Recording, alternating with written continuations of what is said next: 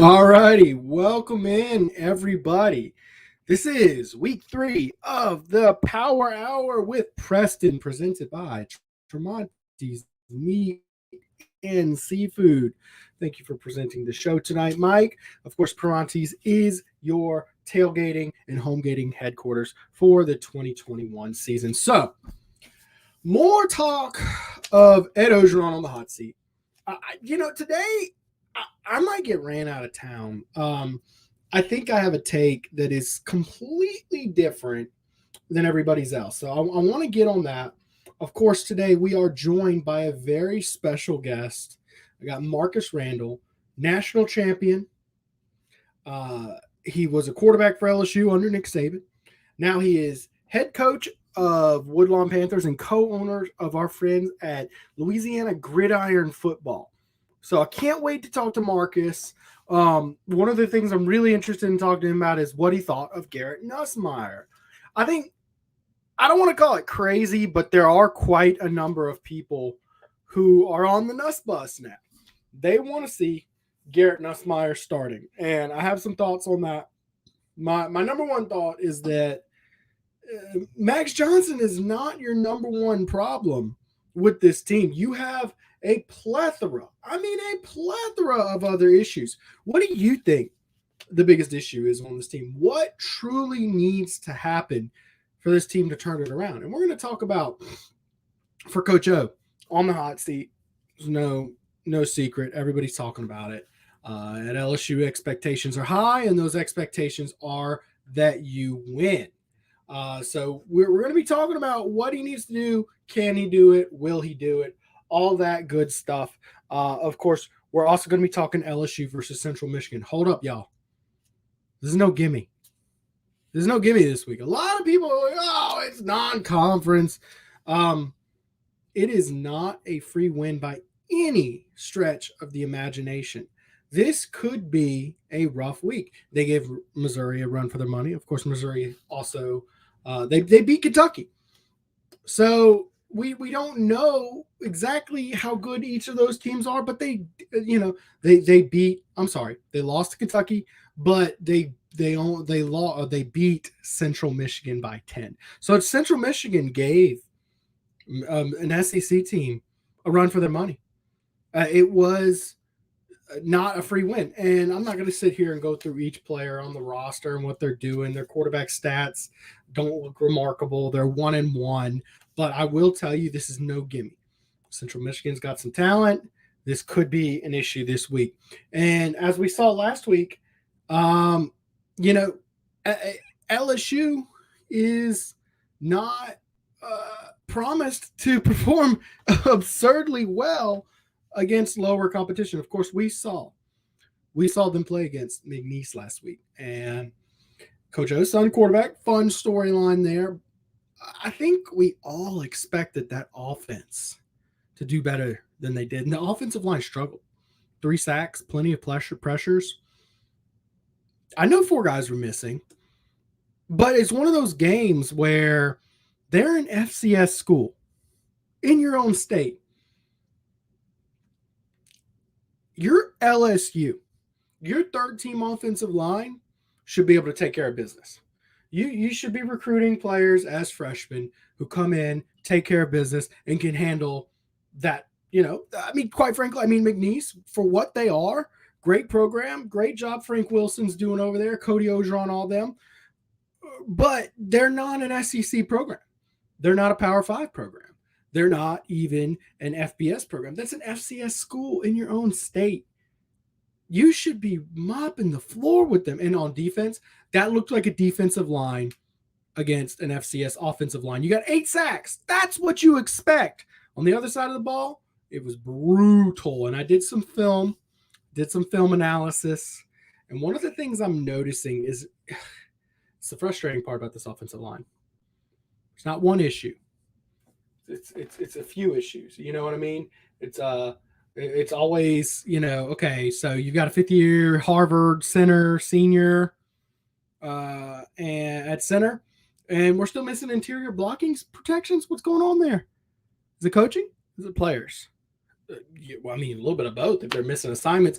There were missed assignments again this week. One of the things that's always so frustrating is when you've got 3 guys blocking 2 and 2 guys blocking 3, and one guy's double blocked and one guy is not blocked at all, and the one guy unblocked makes the play, all because you didn't distribute your blockers well enough. That's frustrating. Number 2, some of these FCS defensive linemen were manhandling players. I'm not calling specific names. It's not what I do, especially the amateur athletes. But there were some plays where some veteran interior offensive linemen got blown up off their ass and messed up other players' blocks. Like, yeah, okay, you got blown up. Sure. And you prevented your guy from making the run in the back, to stop in the backfield. But the guy next to you, you're tripping up your lineman next to you, and they're unable to make their blocks. It's a plethora of issues. It is lack of manpower. It is lack of assignments and lack of technique on the offensive line. That's what's frustrating for me, especially as a former big boy myself. That's what's frustrating. All right, y'all stay tuned. We do have former quarterback Marcus Randall joining us tonight. He'll be in here in just a bit. In the meantime, I'm going to get to some issues here. We have somebody saying O-line's number one issue. I think we're all agreeing that O-line, that's a big issue. Let's see here. There's no one issue. There are many. O-line, defense, no rhythm on offense. All right. Defense last week. Defense week 1, plenty of issues. Communication, linebackers in coverage, defensive line couldn't get a pressure. All right. I know it's just McNeese, y'all. I understand that. But you can't criticize defense for anything they did other than maybe giving up a garbage time touchdown. Because defense, they played ball last night. I'm sorry, Saturday night. They pitched shutout till the very end. I'm gonna tell you this. It seemed to me every time Mason Smith made a play, he was a disruptive sport. That guy he looks like Shrek next to a bunch of villagers. He's massive. And I've been saying this with Mike Scarborough for 2 years now. That is the most impressive defensive tackle prospect out of Louisiana since Glenn Dorsey. He's absolutely a freak. His arms are long. He's incredibly smart. One of the smartest recruits I've ever talked to. He plays with leverage. He is mean. He is nasty. When he is not sacking the quarterback, he's getting a push and opening up other guys. Teams will have to adjust and double team him, letting other guys get one-on-one situations. Mason Smith is your best defensive lineman right now from what I've seen so far. You need to start him. And Jaquelin Roy, also pretty good. You roll with those guys and you get a Neil Farrell rolling in for some quality depth, okay? And you've got a defensive tackle rotation right there. And of course, we all know about the other guys there. So I think defensive line fixes, they're there. DB, I think we all agree DBs have been the best unit on the team so far. I did like what I saw out of who? All right. Who's getting tired of hearing who? Mike Jones, not me. It's my generation. We love it. It's our thing. But we're gonna keep on hearing who Mike Jones for a while. He did good in coverage. He played some nickelback at Clemson. They talked to him about that. I think he's a good fit to help that, especially some over the middle stuff. That's what coaches will be targeting LSU is those crossing routes over the middle. O-line's a big issue. Running back, while it's an issue, there's no top, there's no Leonard Fournette on this roster. There's no dude. However, I saw flashes from Armoni Goodwin, and I saw flashes from Corey Kiner. We're going to see Trey Bradford coming back. Running back is going to get some depth. The problem was game 1, really only quality back play in game 1 was Tyrion Davis-Price. And he's a guy. He's good. He's not bad. But is he the guy? I think no. I think you need a fresh Tyrion Davis-Price. Corey Kiner showed me some things. A couple freshmen showed me some things where I said, that's something. Corey Kiner is a guy who's got moves, north to south, bigger back.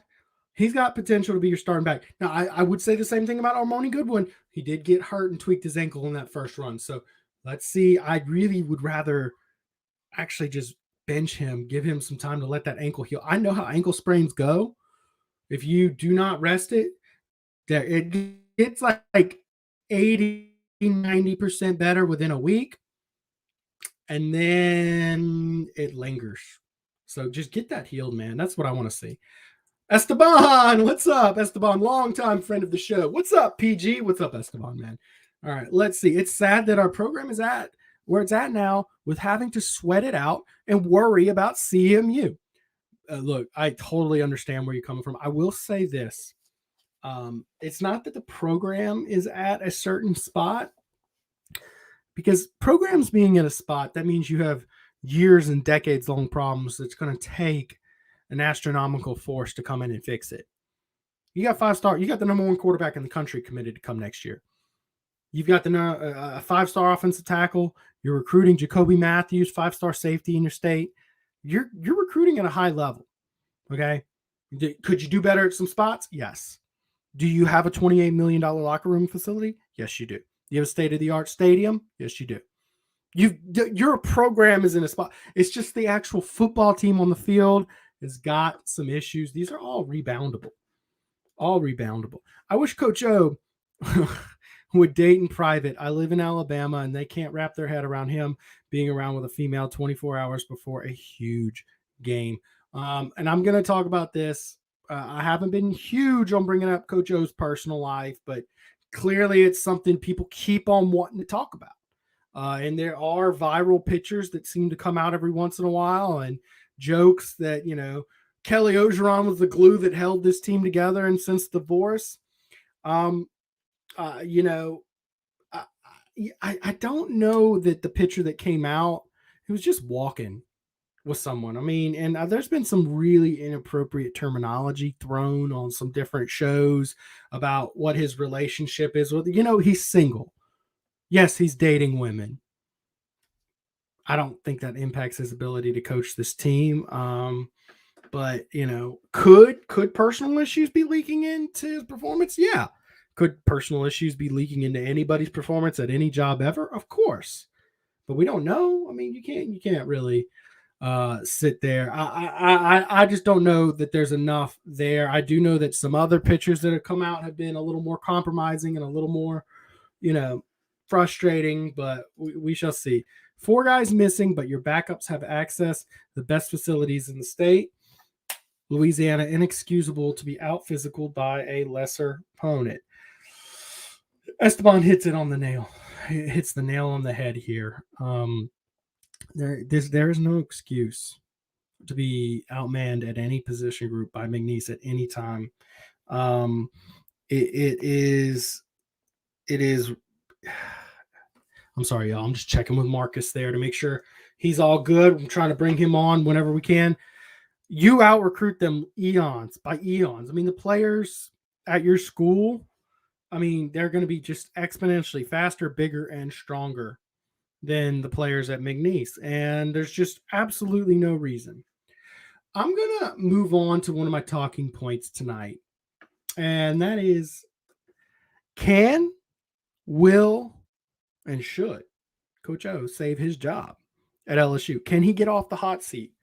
And I have a take that's completely different. And look, I really want your comments here. Actually, do you want Coach O to save his job? Do you think it's time to move on from Coach O?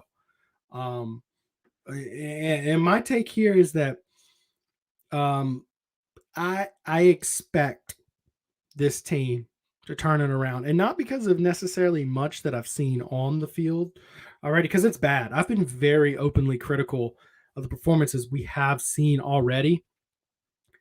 I expect Coach O is going to turn this team around because it is what his history is as a coach. He's a big time motivator. Sometimes things are going awry and they look real bad, and every single time it is his signature trait as a coach. He keeps his team's head in the game. And it's a remarkable trait. It's a signature trait of his tenure. So I think that when you combine that with, I believe there were 23 players out for that McNeese game, including 4 of your 5 starting offensive linemen. There's issues with John Emery. Those are still going on, from what I understand. They're ongoing. He's hired a private attorney out of Alabama to sue the NCAA and blah, blah, blah, blah, blah. We'll see. We'll see.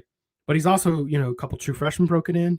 Trey Bradford's going to be, working his way in this running back depth. You're going to get some offensive linemen back.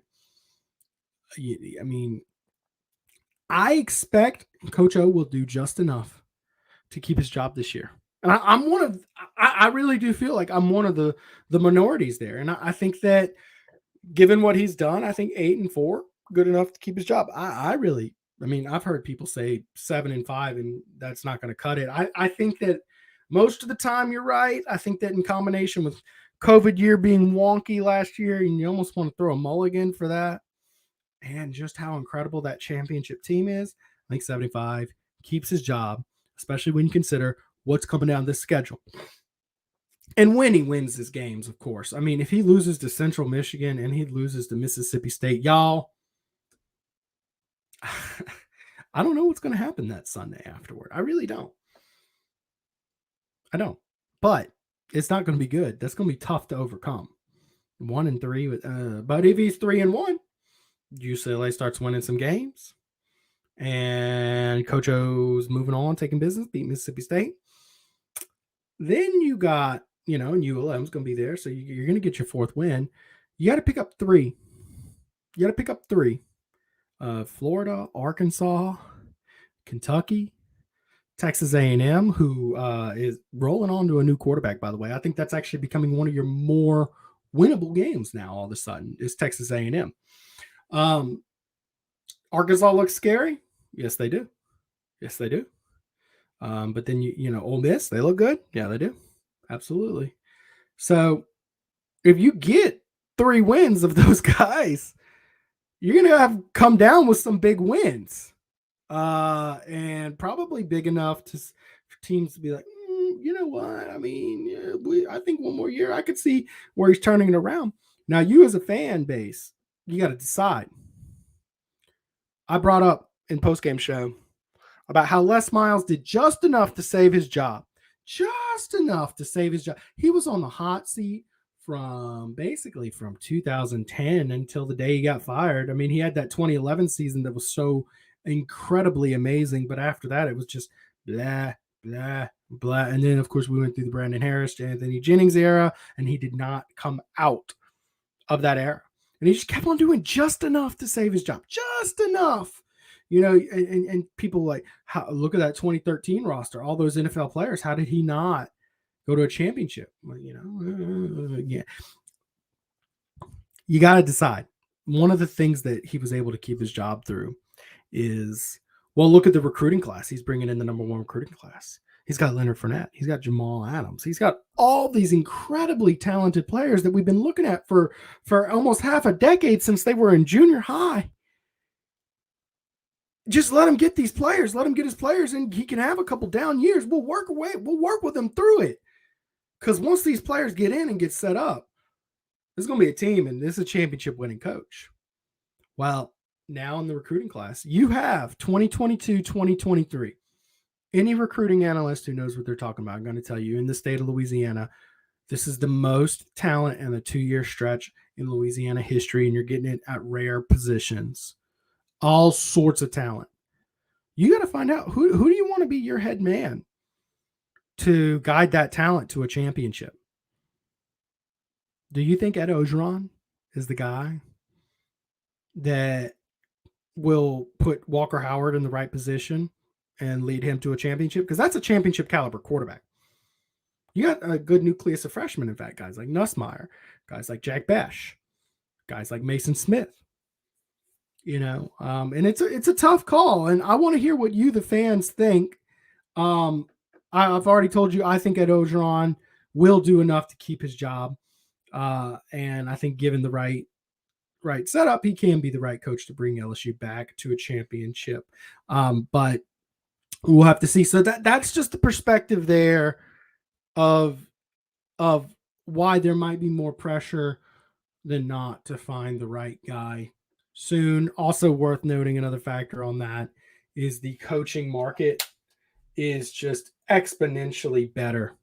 I mean, so much better than it was in 2016. I mean, we were talking about Tom Herman, who was bright, but then he kept on losing some games at Houston. You're like, he's kind of losing some stock here, but okay, we're still okay with it. And then, you were talking about Jimbo Fisher, who was the midst, I think he went 7-5 at Florida State. And you're like, really? Is that the guy? I don't know, or whatever. Maybe it was 10-3, and then the next year he was 7-5, but he was kind of declining there. And then you were going down to like guys like PJ Fleck. I can't even remember the coach at UNC who was a hot name at the time, but he's been fired since then.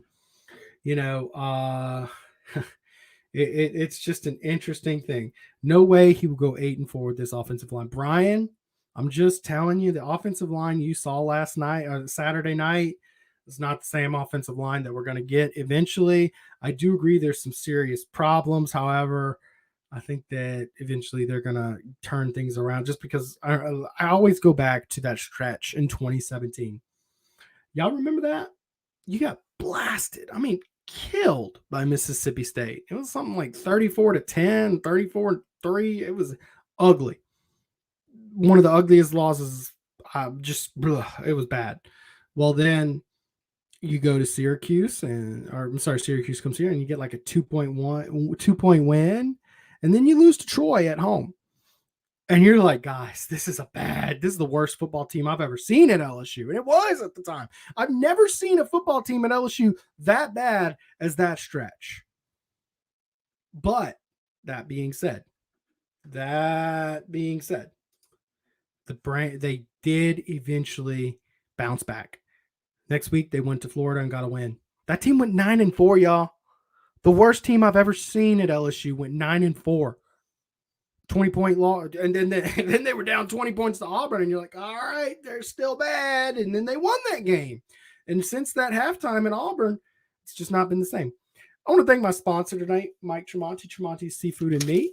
A fancy little commercial we're going to play for you. It's TV commercial. He just aired it out, so y'all watch for this, and I'm going to go ahead and play it. Tramonte's has meat. Tramonte's has seafood. Tramonte's has much more. Tailgating and Homegating platters. Huge wine and liquor selection. Beer and all the spices you need.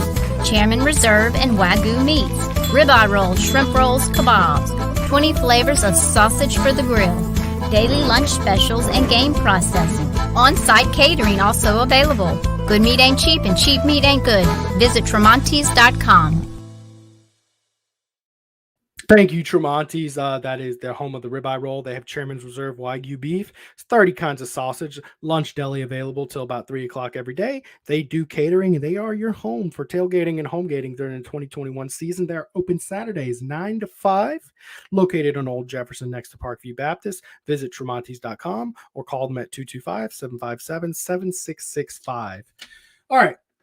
So back to talking about LSU. Coordinators are only going to get better. The more they call plays, not going to get worse. That's a very interesting concept, Aaron Felder. Great comment there, because a lot of people talk about coordinators like they're going to come in day one and boom, make an impact. And sometimes it takes a little time. I will say LSU should not be a growing pain job. I mean, there's just other jobs out there where you can come in and have a 4-8 season and it's okay. It's okay. You don't have 100,000 seats to sell every year at Central Michigan.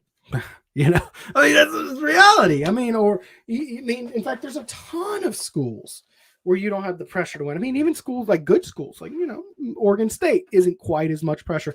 LSU is a pressure cooker, baby. They got 100,000 seats to sell every year. They're paying their coach $7.5 million a year. You're coming here as a coordinator, you're a millionaire. You got pressure to win right now, right here, right now, and you're getting 5-star talent across the field. You will have top 5 recruiting classes basically every single year. You are expected to perform at a very high level, and that is what I think a lot of fans, even though they might not remember, but I think that's why a lot of fans are frustrated with the scenario. They're frustrated because, Coach O's, what he sold was, I'm never been a coordinator. I'm not going to call plays. I'm not a scheme guy. But guess what? I'm a recruit. I'm gonna recruit players. I'm gonna recruit coaches. I'm gonna hire the best coaches in the country. And if he led with I'm gonna hire Lane Kiffin. Didn't work out. He went to go be FAU's coach. Next thing you know, he's at Ole Miss. But these coordinators he hired weren't big name guys. Marcus Williams would have been a big name. Notre Dame beat you out for him. Jake Peets, okay, all right, protege of Joe Brady. You're hoping to strike that. He ain't no Joe Brady from what I've seen. I mean, the tempo on this offense, that's a problem. And Max is not a quarterback who likes to go and snap the ball immediately. They're getting the calls in too late. There's not enough diversity. There's not enough reactive play calling either. He's got his kind of scheme and system he wants to do. And they're not really deviating. They're just kind of going to the line. Okay, we got 1 second. Go stuff, and then Max likes to overthink stuff, and it is what it is. So speaking of guys who don't like to overthink stuff, Garrett Nussmeier. The most impressive 3 for 10 stat line I've ever seen in my life. He ran out there, he got out of the pocket, he rolled out, he threw the ball up, he put it in the receiver's hands almost every single throw, and he threw it downfield. Dude's looking for blood. Watch out for Nussmeier. I don't think he's ready yet. I think you really, really, really, really, really, really want Nussmeier to have some time to develop. Because he's going to be a good quarterback. I think he's going to be a really good. He showed so much talent. However, right now he's going to be a turnover machine. Right now, he'll make a ton of mistakes. He's a gunslinger. He's looking to get it downfield. Max Johnson gives you the best chance to win football games today. Maybe it goes down south. We'll see. A lot of that stiffness we've seen from Max Johnson for the first 2 games that kind of got fans a little frustrated. I feel like they were more patient with him as a true freshman with these while he was winning games, especially after watching TJ Finley make so many mistakes that true freshmen tend to make. He wasn't making those mistakes. He was just completing 50 to 60% of his balls, and got his few touchdowns. And that's like, to beat Texas A&M last year, he was what you would have needed. Just mistake-free football. But he's not out there slinging it around for 600 yards a game. Let's see. We miss Brady, but mid stands more. Let's see here. The findings of the investigation, which are coming soon. That's another factor, which I'm not going to touch too in depth on, is the results of the investigation. That's another off the field issue. That is part of the equation. Miss Aranda more. Now, look, let me tell y'all something. A lot of people were harassing Dave Aranda, because he gave up 34 points to Ole Miss or whatever. I think Dave Aranda was a great coordinator. I mean, great. Talking about championship winner. How many games did he just keep LSU completely in that game when offense could do nothing? Nothing. Yeah, Dave Aranda was a very good coordinator. And I think what fans lost sight of is, unlike Bo Pelini 1.0, unlike John Chavis years, offense has changed. Offense has just changed. And I don't think the days of going out and holding teams to 10 points with a 14-10 victory, I think those are gone. I think we're talking high scoring football. His job hinges on Davis and Pete's. Absolutely right, Stacy Harrell. Great comment from Stacy Harrell. Those guys gotta turn it up, man. Got to get that offensive line going, and you got to adjust your play call. What I was saying earlier about reactive play calling. It's almost like he wants to call his plays and wants his players to adjust to the plays, not that he wants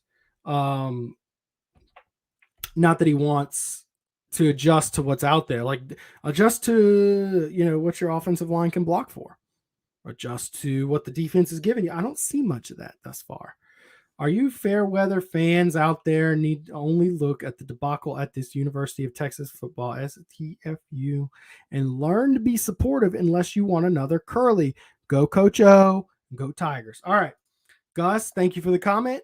I'm going to say that Coach O, while I do expect him to bounce back, I don't begrudge fans for wanting to keep to a high standard of excellence. This is a program that invests greatly in football. I mean, tremendous investments. And it's also a state that's one of the easiest recruiting soils in the country.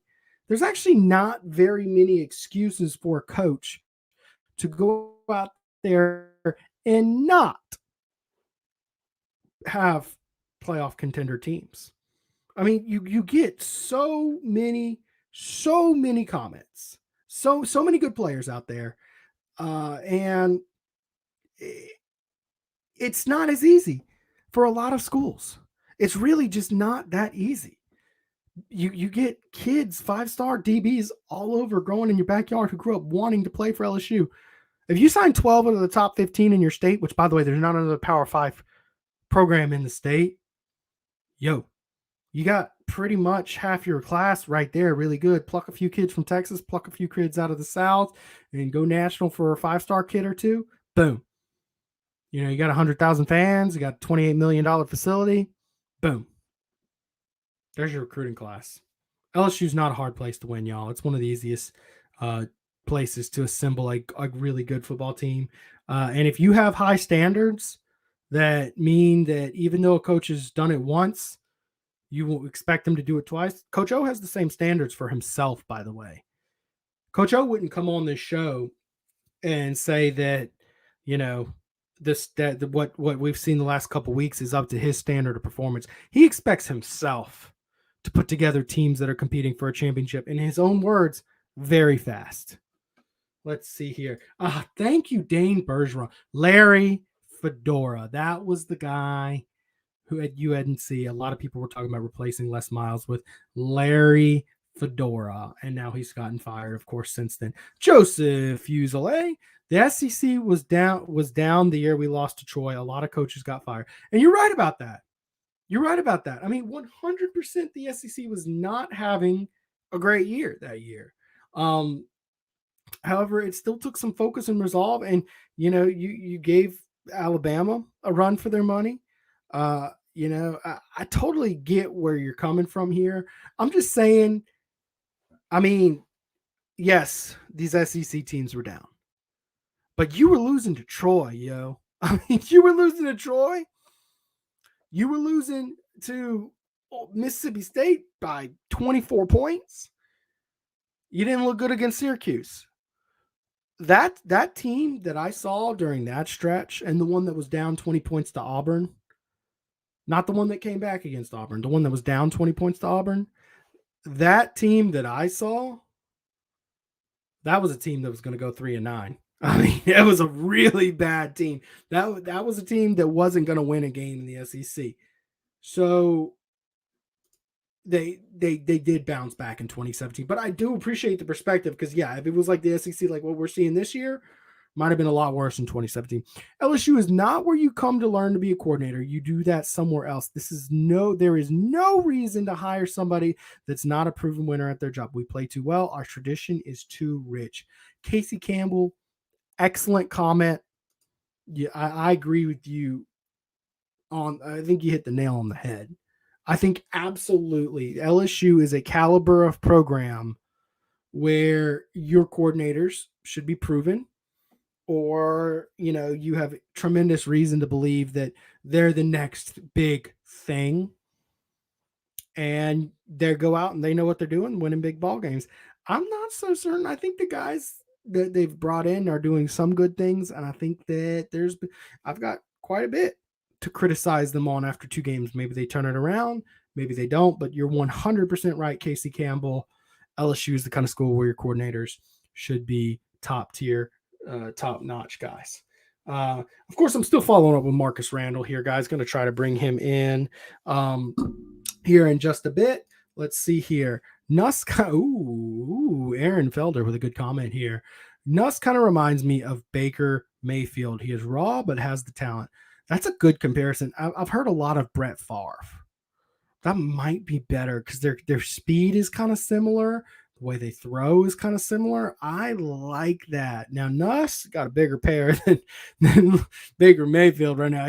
His first pass at LSU, his first pass 42 yards downfield, and he hit him in the hands in double coverage. But, of course, receiver did not come down with it. Receivers catching the ball. Everybody keeps on saying they're doing the Joe Brady thing. We're doing exactly what Joe Brady did in 2019. Yo, I promise you, they're not catching 10,000 passes this offseason because those guys are having a lot of trouble. Your best receiver right now, Keishon Butte. I don't think anybody's debating that. He dropped, one or two, but been good. But I'm telling you, Jack Bash, that's your second best receiver right now. And I'd give Coy Moore a look after him. So, guys got to develop some depth, and someone's got to come through and not drop those balls that you need caught. Let's see here. If you give our roster to Lane Kiffin, would we be top 5? Ooh.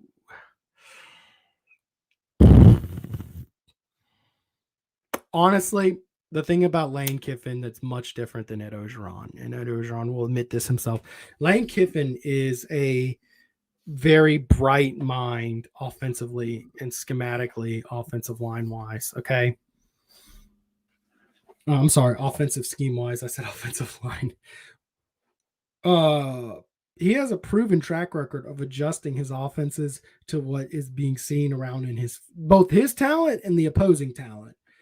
I definitely think he, tempo wise and adjustment wise, yeah, I think this offense would get clicking and rolling.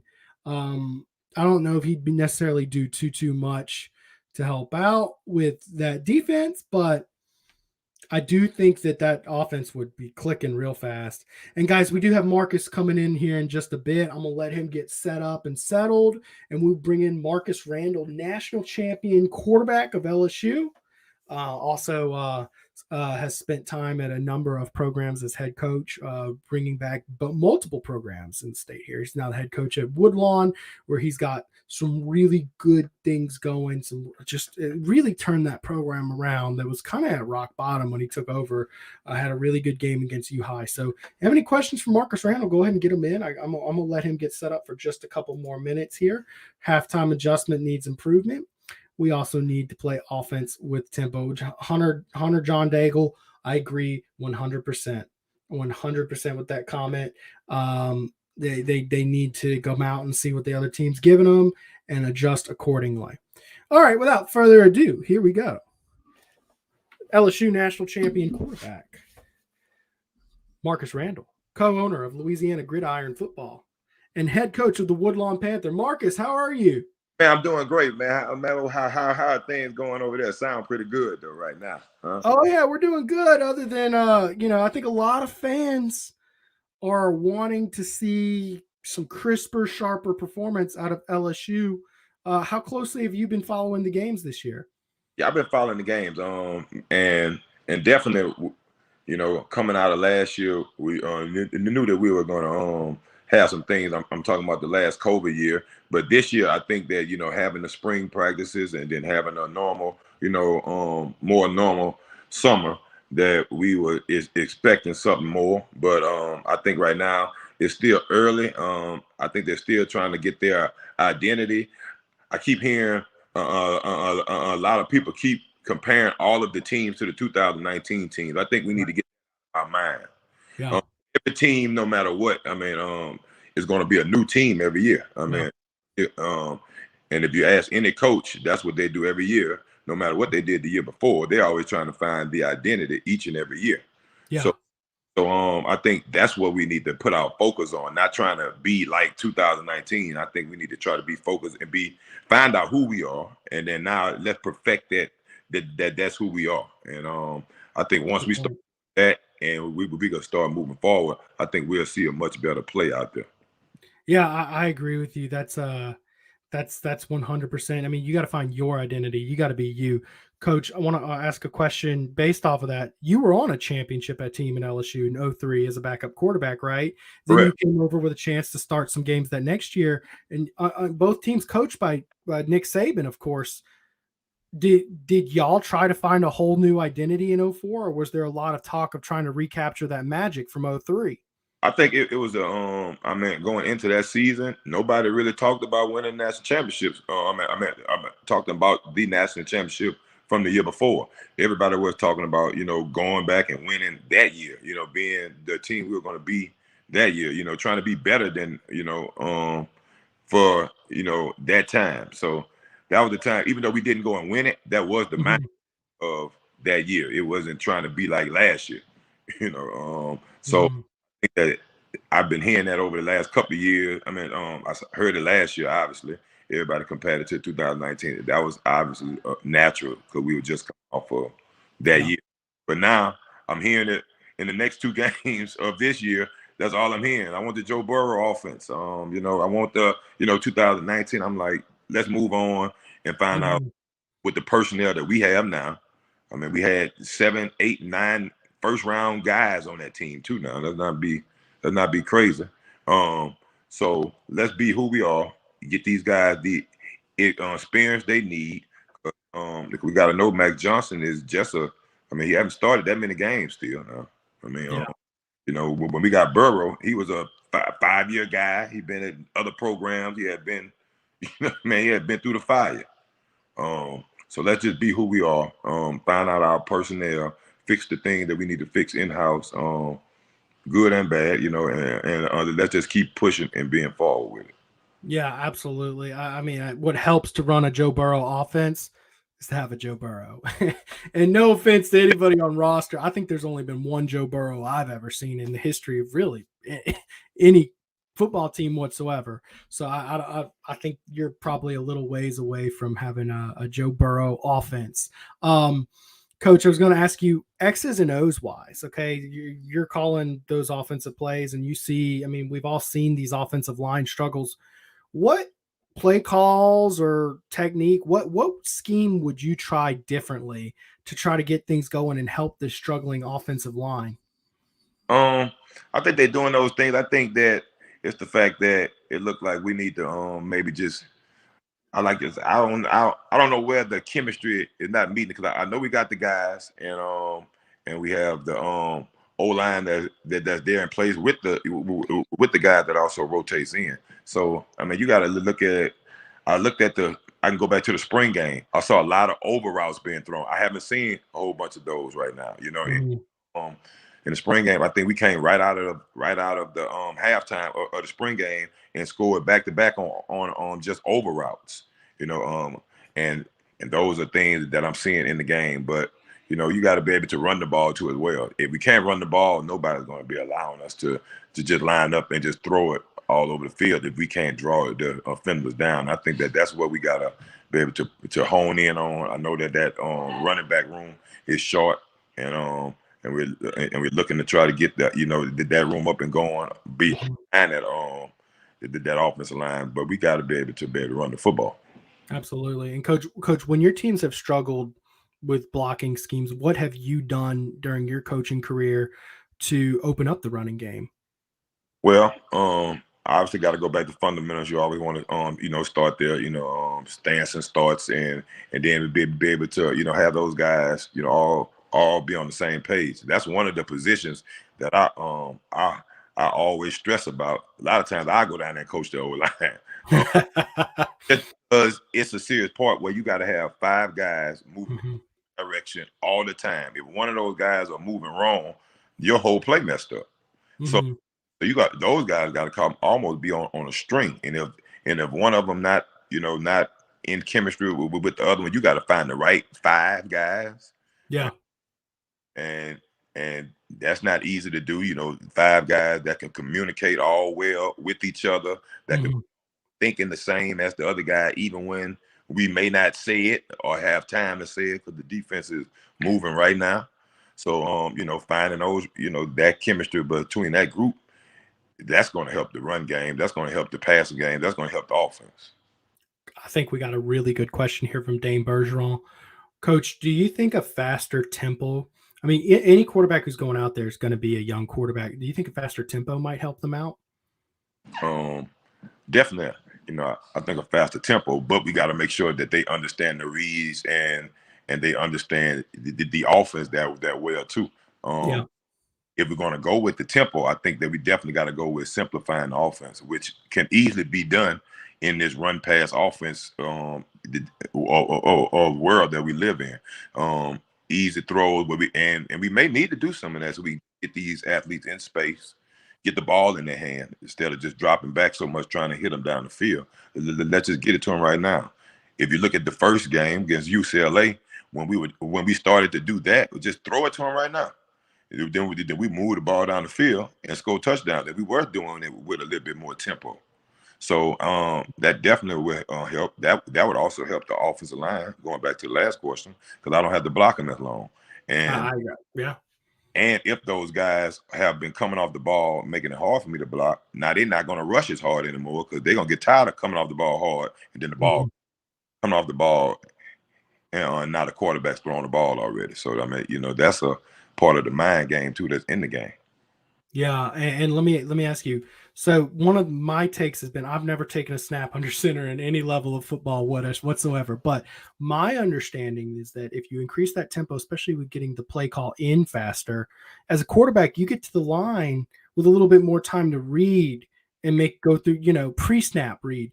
Does that help you read the defense if the play gets in faster?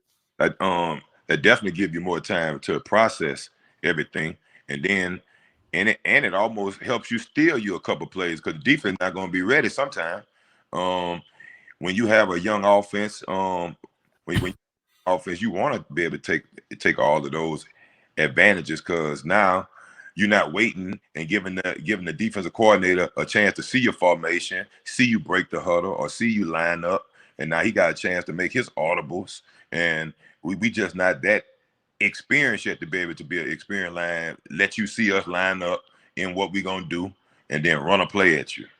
So it would definitely help the quarterback. Coach, that's one of the reasons I've always loved interviewing you. Even back when I was writing for the newspaper and stuff, you would always give great, insightful answers, not just this rah stuff. I think too many coaches, we hear the rah like, oh, we just got to play harder. I think a lot of guys like to play pretty hard. So I love, that's why I was really excited to bring you on my show. That exact kind of insight and breakdown. I mean, that's awesome to hear that. I do want to talk to you about your team because you've got a pretty good team. I was there Friday. Rough showing against a really, really, a tremendous U High football team with tons of talent. Coach, you weren't in your post-game speech, you weren't, there was no moral victory coming out of you, but can you just talk about what's been going on with your program? And I'm not going to mince my words. It's tremendous, the turnaround that you've done with this program, where you got it versus where it's at now. Can you just talk about how you've gotten it to where it's at and what's going on? Well, coming in, it was a program, Coach, I think we might have lost your audio there. The 4A round and the 5A. So coming in, it wasn't many athletes when you start talking 5A numbers. So had to go in and be able to actually have people that live in that district being able to believe in coming to Woodlawn, and the different people to even want to come over there and be a part of what it was that I was trying to bring over there to the program. So being able to go in and get with the guys that were there, bringing in some great coaches. A lot of people had a hand in building what it is that you see now and where we're trying to bring it to. So building a booster club. So a lot of the things that I had to do, it wasn't just going to be on the field. It was going to be outside of the field. We start talking about trying to build a program. Yeah, and you mentioned the coaches. You certainly do have some great coaches around there. Of course, you got Rashawn Matthews, who was at my high school, Christian Life, great star, played for Oklahoma, and his son plays for your team, Jordan, right? Is it just me, and of course LSU is recruiting Jordan very hard, y'all, but is Jordan Matthews one of the most underrated prospects in the state coming up? I mean, he was tremendous when I watched him play.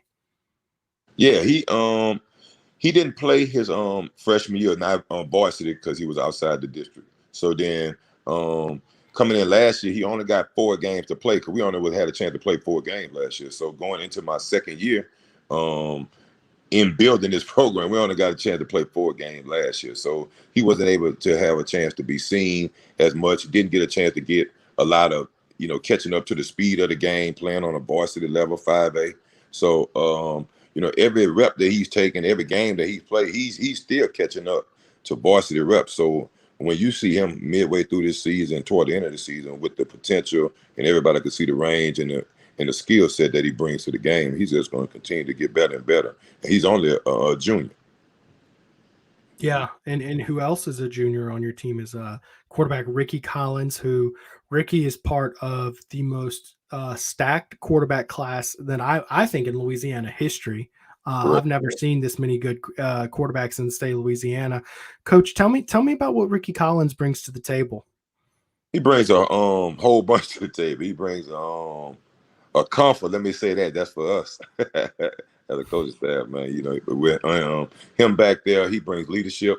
He brings experience now in this year because he's been the starter since his 9th grade year, coming in playing 5A football, taking his lumps. He took a lot of hits, a lot of catching up to the game speed as a freshman last year. Now he still only got 4 games last year, 2 as well. But coming in, being able to take control of the offense and be able to catch up to more speed of the game and with his arm strength, being able to make all the throws, man. He's just going to keep being better and better too as well as he see more and more and get more and more experience. Yeah, absolutely. So watch out for Woodlawn next year too, because both those guys coming back. And of course LSU going after both those guys. Coach, are you going to allow those guys to go anywhere but LSU? Man, I'm definitely trying to keep them home. So you do kind of tell a guy, man, come on, go put on that yellow jersey, go play for LSU sometimes, huh? Yes, indeed. Yes, indeed. Man, you talked about this stacked quarterback class, man.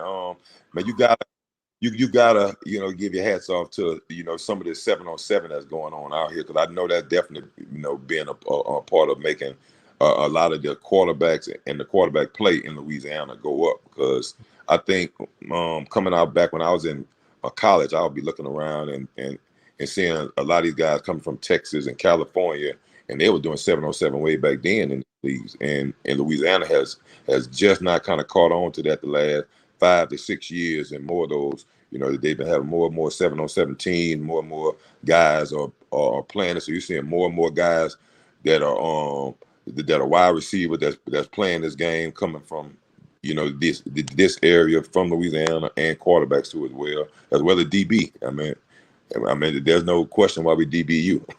Oh, absolutely. I mean, those DBs have been growing on trees for Louisiana for decades. Quarterbacks, not so much. Just to piggyback off of what you're saying, do you also think that the explosion of the spread and air raid offenses that we've seen over the last 20 years, has that helped develop these quarterbacks at younger ages too? Oh yeah, definitely. And that's allowing them to throw the ball, where this was a run first type of conference, other than like the Pac-12. They were known for throwing it. You had your various conferences that that's been throwing it around, but most of the time it's been a run first type of league, and then you throw second. Now you see that, and vice versa. Now if you see them passing lane, they want you throwing the ball. And you almost run second. Give it if you don't have the pass.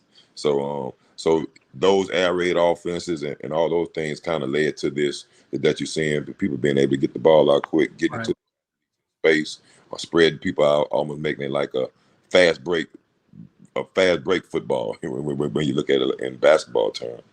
Oh yeah, I agree with you, and it's just kind of completely changed everything, and it's changed defense as well. It's been a whole different world. You mentioned that you were at that spring game. I think you and I covered that spring game together. I wasn't sitting too far away from you. You were in the press box for that one. Right. Did you catch any hint that LSU, the physical and dominance might have not been where it needed in that spring game? I did not catch that. I thought that the defense played well up in the spring game. They got a lot of turnovers. That's what we were looking to see. Yeah. Being that we brought in a new defensive coordinator, the guys felt confident behind him. They all the guys that were interviewed came out of the spring, high on everything that was going on. Felt very confident coming into the season that they were ready, that they've been doing the things that they needed to do, and felt confident about going out there and putting up a good showing. Yeah. And coach, this is an interesting question because, all right, I'm trying to remember right. You were Chris Allen's coach at Southern Lab. You were also Cardell's coach at Southern Lab and Ty Davis Price. You had tons of players, go to that SEC level, right? Correct. Could you give some insight on why Louisiana kids might we don't see it too often, but why certain Louisiana kids choose Bama over an LSU? I could tell you, other than them, maybe seeing the championships that they're winning, and them being able to sell you on, just pretty much that alone. That that if you come here, man, you're gonna have a chance to win a national championship, and we being able to send multiple guys to the league too as well. So that in itself, everybody wants, loves a champion, and I think that right there kind of sells some of those guys. Yeah, and it's tough to recruit against, every recruiting class I've signed since I was an SEC coach dating back to LSU has won a championship if you stayed 4 years. I mean, it's tough to recruit against that, it's just, that's real life.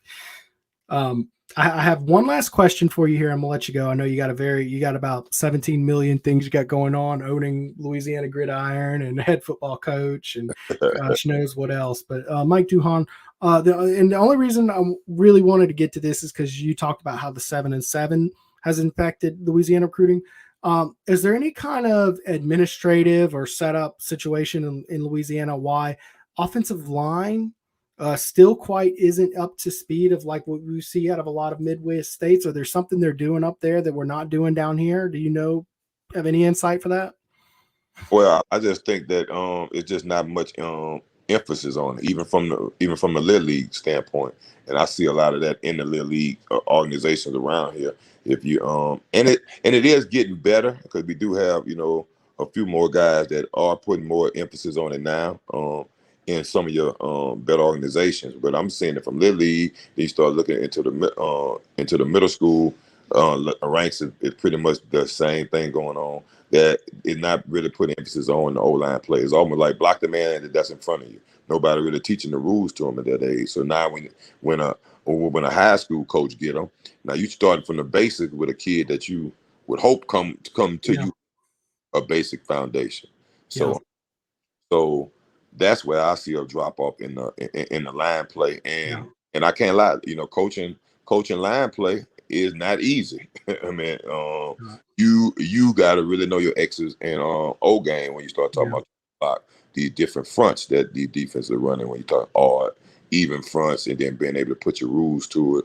So a lot of people just versus learning all that, they don't know it, man. It's block the man in front of you. So I really want to back up and endorse what you're saying. As a kid who played offensive line, most of my fellow offensive linemen were the other kids who they just said, you're not athletic, go play offensive line. And admittedly, that's what I was too. And the problem was it wasn't until my junior year in high school where I had a coach tell me, when you pass block, you don't step toward the defender, you step backwards. And that's kind of very basic and elementary. And once I learned that, it was like, it was night and day. And there's so much technique involved in O-line, and too many guys are like, just go hit the guy, get lower and drive him back. And it's cliche, rah, and it's not really teaching offensive line.